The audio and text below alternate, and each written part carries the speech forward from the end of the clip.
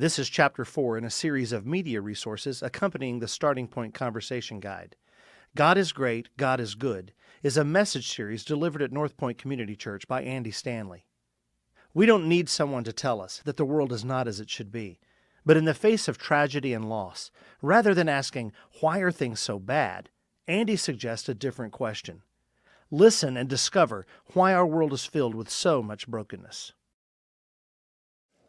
This past week, former President Bush and former President Bill Clinton asked our nation not to forget the victims of the tsunami. And it was kind of interesting to hear that, or yesterday as I read the article, because we've kind of already forgotten, haven't we? I mean, we had to go back to work. I mean, we felt bad. We saw the pictures, saw the satellite videos, heard the stories of survivors and the people that held on to trees and houses and each other. And then we took up an offering and we sent our money. And then we all had to get back to work. And to even bring it back up, it just seems so long ago and so distant. And the event will be forgotten by us, and the pictures will be forgotten by us. But the event of the tsunami raised a question that will never be forgotten by us, because it's a question that comes back again and again and again and again. You've already asked the question before the events of December 26th of last year. It's a question you will ask again, not because of tsunami somewhere on the other side of the world, but because of a tsunami in your life. And the question that's being asked everywhere is, what was God thinking? I mean, hello, why would you allow that? Why didn't you stop it? Are you there? Do you care? And the deeper question, which is really perplexing, if there is a God, or is the problem that you're loving but not all powerful, or maybe you're all powerful but you're not loving? Can you be trusted? I mean, is the prayers I pray at night, are they really relevant? I mean, can I really say, now I lay me down to sleep, pray the Lord my soul to keep, if I should die before I wake in a tsunami or a big earthquake? Is it really relevant? Are we just kind of pretending and playing games?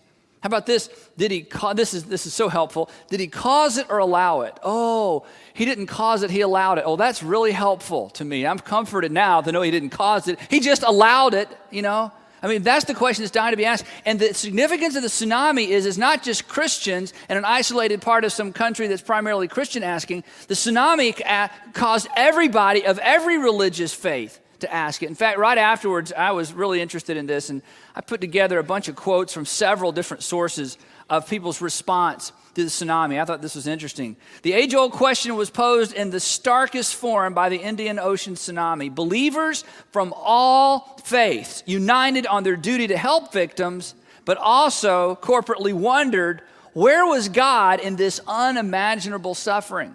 In other words, this isn't just a conflict or something that perplexes Christians who have a good God.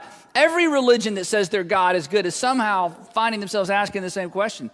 Skeptics argue, if God is all powerful, isn't he all loving? Since he commands or allows devastation?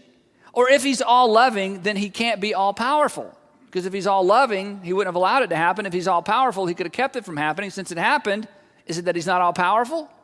Or is he just not all loving? Here's another one. Skepticism surged in many tsunami commentaries. Even the Archbishop of Canterbury, Rowan Williams, said, "This has made me question God's existence." Unlike Williams, some adherents of Christianity, Judaism, and Islam provided cocksure explanations that the tsunami was divine punishment.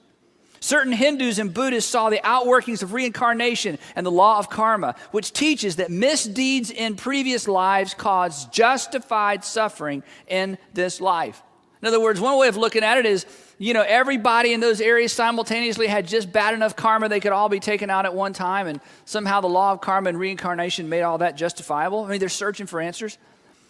British evangelical Derek Kidner has written he writes this, human arguments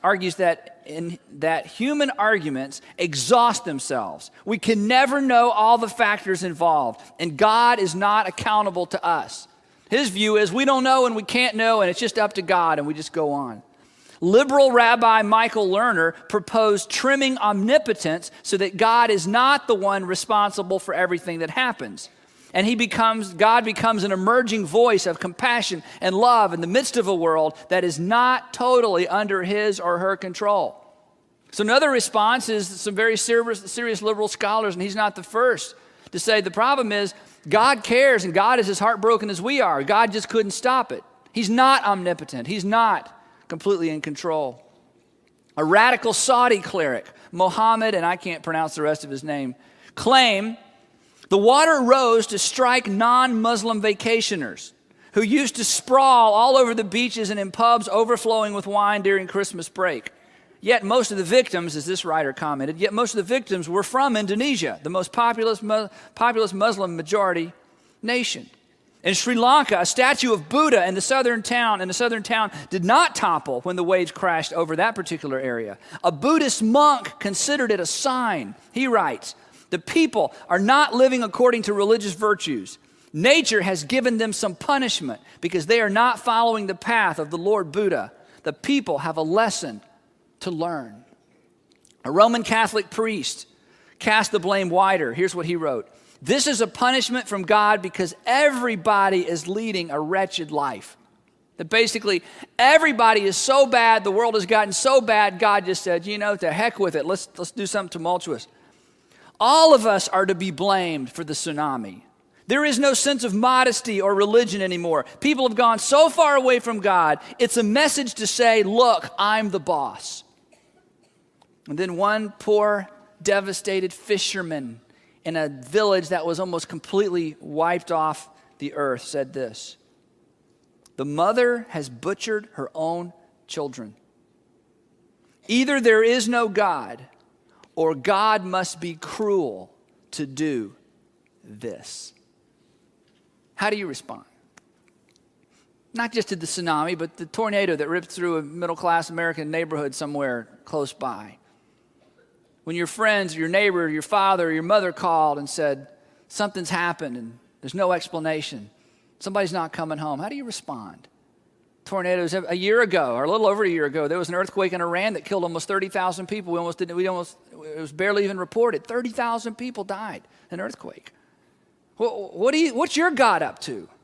And you see, this is an important issue because this is a question that will come up in your life again. It'll be more personal perhaps next time. It won't be the devastation on the other side of the earth. It won't be pictures on the internet. It won't be pictures on your television screen where you're going, whoa, because you can't really see it and you can't smell it and you can't feel it.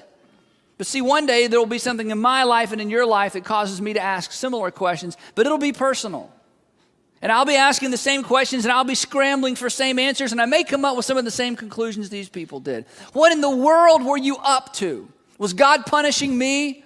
Was God punishing the people around me and I just happened to be there? Was God punishing someone else and I just got too close? What's going on? Is there any way to still believe in a good, great God and then to look at current reality and somehow blend these two and come up with an answer that makes sense? And I think if there's any good news in all of this, it's simply this, that every time an incident like this happens, it forces us to ask the questions I've referred to, but hopefully it'll force us to ask the preeminent question. The question that everybody needs to ask at some point in life, the most important question anybody can ask. Not where is God, not how could God, but who is God? Who is God? Who are we dealing with here?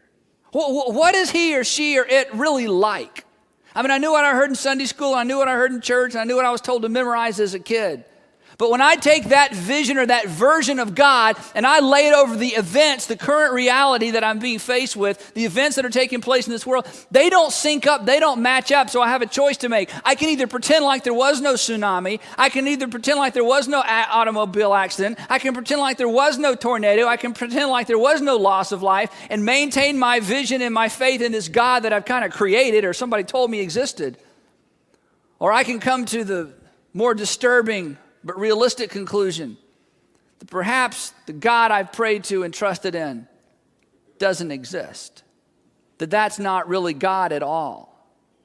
Because you see, when current reality conflicts with your view of God, you would be wise not to ignore current reality and instead to ask the tough question, the helpful question. Who then is God? If he's not the God that makes sure all the children get home safely, who is this God? If he's not the God that answers every prayer that says protect me and guide me and direct me every single time, then who is this God? if he's not the God that would stop the devastation we saw on December 26th from taking place, who are we dealing with? Because when your view of God doesn't match up with reality, perhaps you're trusting in a God who doesn't even exist, a version of God. Now, there's another argument, of course, the agnostic, the person that says you can't know, or the atheist, if you're one of those. There aren't many left, so, be strong. They're dwindling. It's not a big group anymore. The group that says there is no God. Now, you wouldn't say this publicly, so let me say it for you.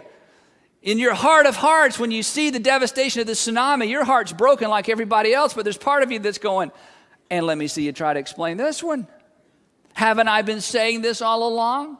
Can you Christians and you Buddhists and you Hindus and you Muslims and you Jewish people, can you continue to embrace the notion of an all-powerful God in the face of this kind of devastation? I mean, come on.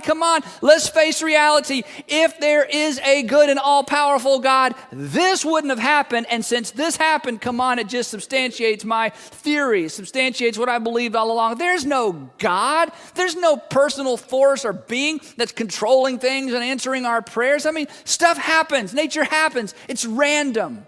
And you're wasting your time trying to come up with an answer or a solution or a theory. Come on, face reality. Life happens. Then you die. And there is no rhyme. There is no reason. And there's nothing predictable about it. And if you find yourself in that camp, let me just throw out a thought for you before we move on. Before you judge us too harshly, could it be that you have the same problem that some of us have? Your problem is you've decided if there were a God, here's what he would look like. And since the way I've decided God should look like doesn't match up with current reality, he must not be there. Isn't that simply what other people have done? That you've decided what God would and could be like if there were a God. You've created a God in your mind, and since you can't find evidence of him or her anywhere, you've come to the conclusion that he or she does not exist. Could it be that you need to stop and ask the same question all of us need to ask? Who is this God? Who are we dealing with here? And is there a clue in the devastation? And is there a clue in the destruction? And is there a clue in the loss of life? And as unsettling as it is, isn't it a question I need to ask? And aren't those clues I need to track down? Now, here's the amazing thing. See, if you're a Christian, the events and the consequences of the tsunami should not take the legs out from underneath your faith. In fact, we don't even need to flinch. In fact, as we're going to see, events such as the tsunami actually substantiate what we've been saying all along. But because those of us who are Christians sometimes lose sight of what it is that we believe, we flinch and we get a little insecure and we're not sure how to answer that question. We should be the most heartbroken.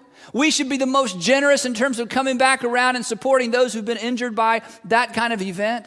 But at the same time, we don't need to flinch and we don't need to hide and we don't need to go looking for ridiculous answers to the question of where was God and why was God? Because as Christians, we know from the Old Testament, from day one all the way through the New Testament, that God consistently, I mean, you may not like the answer, but here's the Christian's response. That throughout the Old and New Testament, God has consistently used nature and consistently used weather, whether it's famine or flood or wind or rain or lack of rain or pestilence or rivers overflowing. I mean, you name it, or storms or lightning, you name it. That God has used all kinds of weather throughout the Old and the New Testament to get people to ask the very question I'm challenging you to ask. To get people to stop in their tracks and say, whoa, who is this God we're dealing with?